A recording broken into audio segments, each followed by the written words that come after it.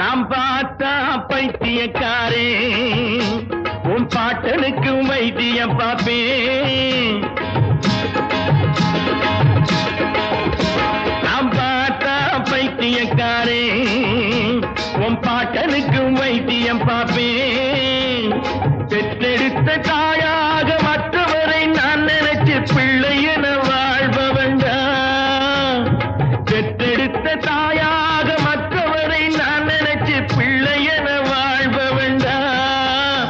அந்த பெருமைகளை காப்ப வேண்டாம்.